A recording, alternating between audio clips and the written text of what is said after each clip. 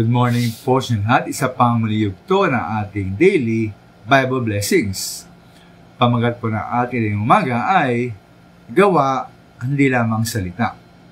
Gawa, hindi lamang salita.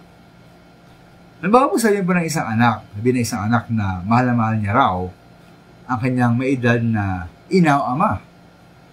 Ngunit nung ang matandang inaw ama na ito ay nagkasakit, nakiusap siya na dalawin siya ng kanyang anak, hindi po dumalaw ang anak. Dahil siya raw po ay abala sa maraming gawain at mga bagay na kailangang asikasuhin. Ngayon po, ito kaya po na sinabi niyang mahal niya ang kanyang magulang? Maaari po hindi. Dapat yung maminamahal, no, na sa Biblia, higit pinahalagahan ang ating ginagawa, kuyahambing sa ating sinasabi.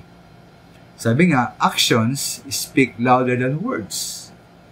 Halimbawa po, ayon sa Mateo 7:21, sabi po roon, tukol sa ating biging Kristiyano, hindi lahat tumatawag kay Kristo ng Panginoon ay pasok sa karya ng langit, kundi siya lamang na sumusunod sa kalooban ng Diyos. Ayon din po sa Santiago 2:14, ano ang mapa ng isang tao kung sabihin man niyang siya may panampalataya, hindi naman niya ito pinautunayan sa gawa. At particular po sa pagpapakita ng tunay na pagmamahal, kasama na ang sa pagitan ng anak at magulang, mag-asawa, magkapatid, at hindi kahit magkasama sa isang iglesia, ang sabi po sa unang Juan 3:18, ano po sabi roon? Mga anak, huwag tayong magmahal sa magitan lamang ng salita, subalit, ipakita rin natin ang tunay na pag-ibig sa magitan ng gawa.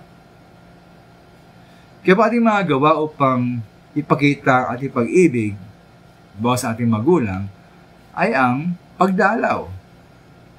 Pagdalaw nga po sa ating mga magulang na nangungulila, pagdalaw sa isang may sakit, pwede nga pagdalaw pagpunta maminama sa ating bahay-sambahan upang sambahin ng Diyos at makipag-fellowship sa ating kapatiran sa iglesia.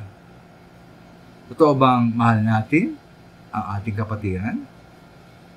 Kaya dumala po tayo, physical, personal, sa ating panambahan. Salamat po.